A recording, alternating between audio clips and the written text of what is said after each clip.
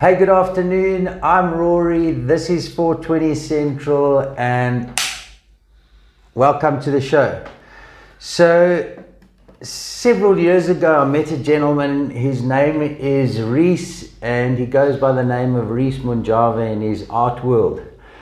And Rheece and I had become friends. He'd helped us with some of the designs and logos and paint on artwork within our clubs and several other clubs around, and we'd intended catching up with Rheece way back, probably as long ago as 2 years, and finally he was passing through town and doing a couple of pieces of art, and he now sits with us today. What's up, dude? Thank you so very much, Rheece. What a pleasure to have you here with us. Super welcome. So, I mean, can you just to break into the conversation, one of the things I've known about you is you've gathered so much information, knowledge about cultures and people, and it's been from traveling around the world. Yes. Take me back a little bit and let us understand where that journey of travel began and kind of where you've been from then. Okay, so it would start with my parents, who were evangelists, and we spent my childhood traveling around Africa, with my dad preaching, and we had a whole team of volunteers with us, mostly from Germany. Which eventually brought us to Germany, where my parents started some work on the streets, with homeless people and drug addicts and stuff like that. Right. Eventually we settled in Germany and we lived there for 12 years. My parents opened a business. From there we traveled around a lot, just on holidays and stuff like that. Yes. Eventually, when I was 16, we moved back to South Africa, and from there I just started traveling by myself, and eventually mostly India, and then Thailand and Vietnam, yeah. And geez, I'm going to throw one in there. That's where you met your beautiful wife, Lane. In Cape Town, right? yes. In Cape Yes, Town. yes. Okay, on your travels you met her in Cape Town. Okay, Rheece, then you've been in Thailand for a while, backwards and forwards and stuff like that. And you've now here for a little while. I know you came back late last year, if I'm not mistaken. Yes. You travelled around. What's the purpose of this visit? What are you back here for? Well, this visit we're here to settle a thing about a house where we're going to live. I came up this side to do some painting. The first painting was a 3-day drum and bass festival, which was amazing. I mean, I just had so much fun, 3 days painting and dancing at the same time. Where was that? Was that by the Joint? It was at the Joint, the social club, yeah. Right.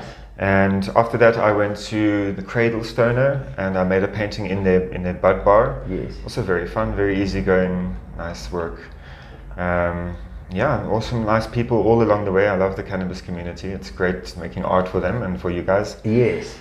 You super appreciate my art, and I love that. It's cool. It certainly is. I mean, you can go to so many different cannabis clubs around South Africa, and you're going to find a piece of Rheece's work, and we'll certainly put some detail at the end that you can get in touch with Rheece. But just to press on, I mean, you've done several pieces of amazing art that we're referring to now, and I mean, I have these flashes of a whole lot of images that I've seen over the past several years, and they're remarkable. And we ourselves, behind you is Boss Cheese, and I remember having a conversation with Rheece and wanting to get a brother for Boss Cheese, and that was Superberry Boss, and having a brief and sending him a couple of products and a few of the images that we'd created in terms of the portfolio brands, and went to work and created a brother for Boss Cheese, which is Superberry Boss. You'll see the images, I'm sure. But let's go back to that journey for you, your art within cannabis clubs. Where did that begin? Okay, that started with Grow in Africa. Yes. They asked me to make a bunch of strains designs for them. Right. And that was the first time I started working in that industry, and that really just took off. People loved it, and I loved it. It was really, I could just have fun with the style that I love most, like doodle artwork, kind of, like punky, a bit weird, a bit like, Yes. odd, something that catches their attention. And Right. the cannabis community is definitely one to appreciate this kind of art. 100%. There's a hell of a lot of expression in there, Yes. in each of them. And then, I mean, when you go to a club and your intention is to give them a piece of art, how flexi is it? I suppose that varies. Some people will say there's a wall, give me Yes. something. Do you get others that have a specific, or is it largely put something on my wall? So Usually I'll discuss with the client, or the person I'm dealing with, and I'll do a few sketches. I'll take a photo of their wall, do a few sketches digitally over it, and suggest some ideas.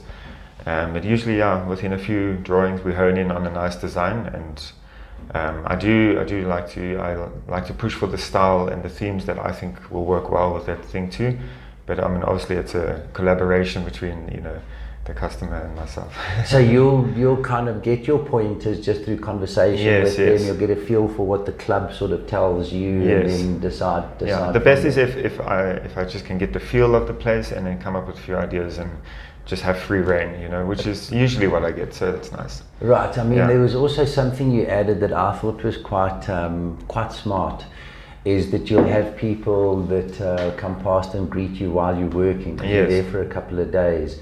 And that people will come and say, hey, can you put a butterfly in, or could you do this and do that? And I mean, that just gives such a personal attachment to multiple people. And they're going to be connected to that painting, forever. That means that it's good for me too, because they're connected to my art form, so they can follow me on YouTube and on Instagram and things.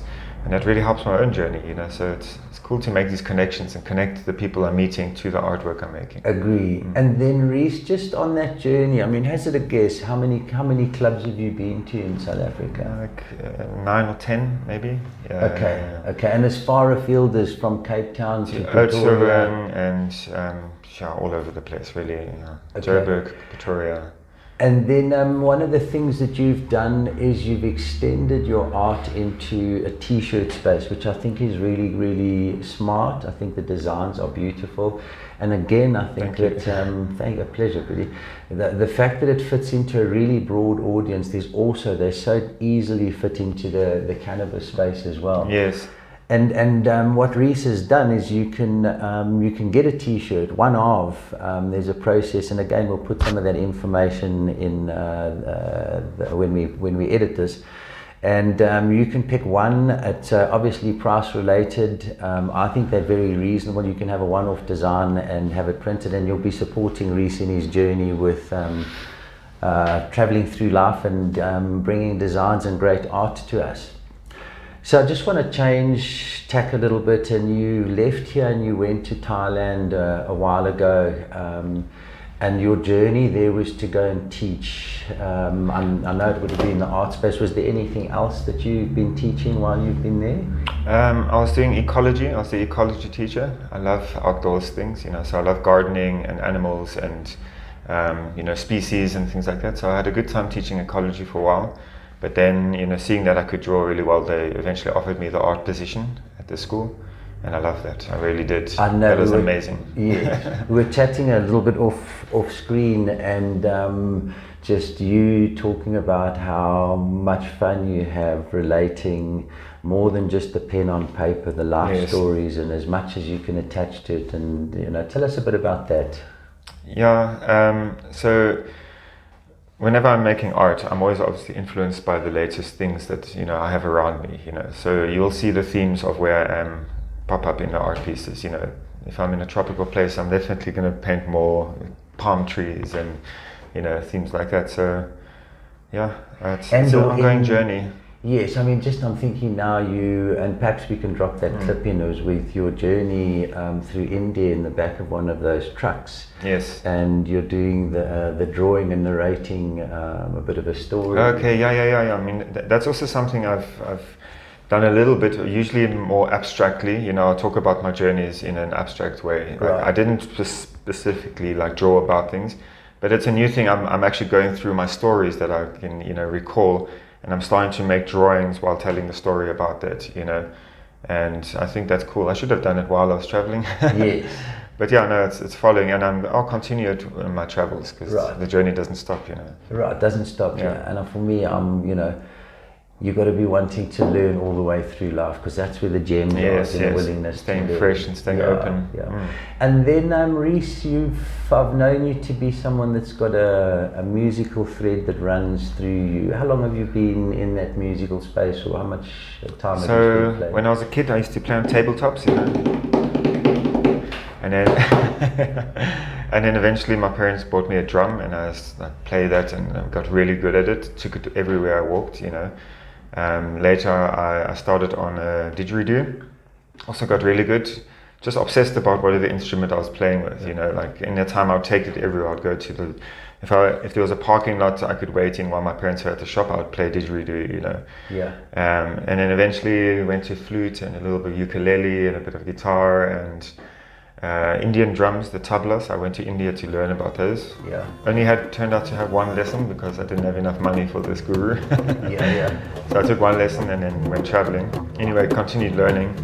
And eventually I started playing a piano accordion. Yes. I met this gypsy in India from England. They traveled cross country, walking, hiking, hitchhiking, trains and bicycles to India from England. Wow. On a 2-year journey making music. Fantastic. Yeah, and I saw this guy playing accordion. I'm like, whoa, that's so cool. Uh-huh. And he was piratical. His name was Sparrow. And he had his long dreadlocks. And not because of Sparrow, but it was actually his alias name from when he was a kid. You know? Right. Yeah. Right. So funny enough. So how many instruments have you put your hands on or your mouth on? So flute, didgeridoo. I'll categorize the drums into one. So percussions, accordion, and a bit of piano and ukulele and guitar, and a bunch of other percussive things I can do. Jaw harp, yeah. Yes, and across a nice, interesting range of instruments. Yeah. You know, it's not like they've got a similarity in terms. I can also whistle. There you go. I have heard that one before. Yeah. So Rheece, just to take a moment and go back to Thailand and link this back to a bit of cannabis, is they've had a massive shift there, and you were there whilst that stuff happened, and there's a massive explosion. Tell us what's happened in the cannabis industry and a little bit about how it functions. Well, I don't know the ins and outs so much. I didn't really look into it. Right. But from what you can see, every single shop, like every hardware store has a cannabis glass box, all the hospitals have cannabis wings, like whole sections where they have different types of cannabis treatment. It's everywhere. It's just, there's clubs everywhere, clubs and shops and, stalls and, vans and market stalls. And Rheece, is that, it just exploded in its own way. It was kind of legalized, and therefore anyone who had an idea just completely... Yeah, and the government actually gave the people 1 million plants to kickstart the movement, just to put more energy into it, It's not like South Africa where they, allowed foreign interest to squeeze in and get a slice of the pie before we end up with the crumbs, 100%, They would just open it up to the people. It's like, it's for you. There you go. Which is kind of what should have been done. The amount of employment it should have created by now. I don't like the term, but it's disgraceful that we still sit in a position where spades are in the ground, products are in people's possession, yet we have a failing support system. But let me leave that there and stay in the good space. I'm just thinking now back to some of the art you've done. If there's, what would be nice is perhaps you could let us have just a little collage of some of the pictures you've done, and we can mention the different clubs they're at, and people can go and have a look at some of Rheece's art. Yeah, cool. And then Rheece, where do people get hold of you? Do you have a space if they want to get something for a club and have a piece of art commissioned? Can we have is that something that you do? Yes, for sure. Put that out there? You can check my Instagram, it's Moonjava Art, and YouTube, I'm Moonjava Art as well. Facebook, it's Rheece Moonjava.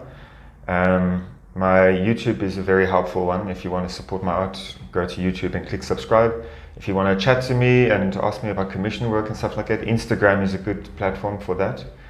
And yeah. Dude, fantastic. If I can ask you, what's your message to people in South Africa, young people that would like to get into doing art and developing their creative skills, etc.? I've heard you drop a couple of really nice things. What's your advice to a young aspiring person who has a talent that would like to be in art going forward? Yeah, I'd simply say just never stop. Just draw something every day, and maybe pick a theme, pick one thing and then stick to that thing for 1 year or something like that. Also, don't worry about trying to be as perfect as all the other artists, you know, all the realism artists, you know, like the art that really, I mean, for me, I love doodle style. I love black lines, you know, I love things that like strikes your attention a bit more than just an image that we're so used to just seeing images, you know. Yes. So find your own quirkiness, you know, like find what's special about yours, even if it's the mistakes you make, you know, like you can play around with those, you know. Yes. But keep practicing and keep finding your style, keep working towards it, you know. Yeah. And years go by so quickly, you know, and if you're drawing something every day, you'll be a master in no time, you know. Yes. And I mean, explore things, learn about other artists, you know, like that's the best thing. And I mean, that's a journey you still practice. You're Yes, still for sure. looking at other artists, All the other time, styles, all of that sort of Yeah, stuff. yeah, yeah. You know? Rheece, just dude, such a massive thank you for making us stop and what you've done within the cannabis industry, what you do in life, spreading the good energy that you have. It's a pleasure to be a friend, and it's a pleasure to have you in the studio with us. Oh, man, super welcome. Thank you, Boykie. Very happy, thanks.